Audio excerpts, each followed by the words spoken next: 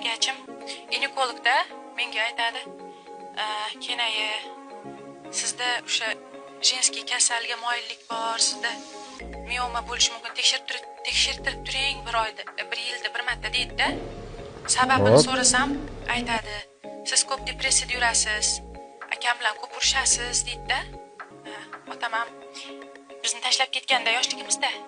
Shunga ota mehrini ko'rmay o'sdik endi baribir. Shuni rostmi shu gap? Bizdaqa ayollarda shunday kasalliklar rivojlanishi mumkinmi? Shu haqida bir savol bermoqchi edim. Javob uchun oldindan rahmat. Rahmat shu mavzularni ko'targaningizga, rahmat, xalqqa foydali bo'lyapti. Rahmat. Rahmat, albatta javob beramiz. Juda yaxshi savol bo'ldi va Naziraxonga kattakon rahmat. Depressiyali ayol immuniteti tushadi. Hamma kasallikka chalinuvchan bo'lib qoladi. Immun tizim bizani sog'lom organizmimiz sistemani ishlashi asosi.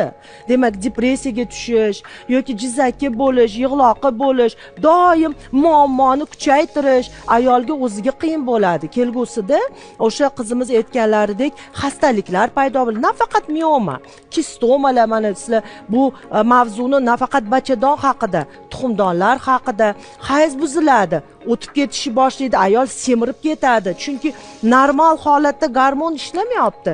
Energiya o'zlashishi o'rniga yog' yig'ilib yotib, yana ham yog' qayerda yig'iladi? Qorin aylanasida, biqinlarda, ayolimizda muskulinizatsiya, muskullar o'sib chiqadi. O'sha xipchi bellik yo'qoladi. Hammasi aynan asosiy o'z vaqtida murojaat qilmaganligidan, xastalikni kichik, o'sha hali endi bir 2 mm, 4 mm shifokor ozgina mehr bersa, o'sha nazначенияsi bilan so'rilib ketadi. O'sha kista ham so'rilib ketadi.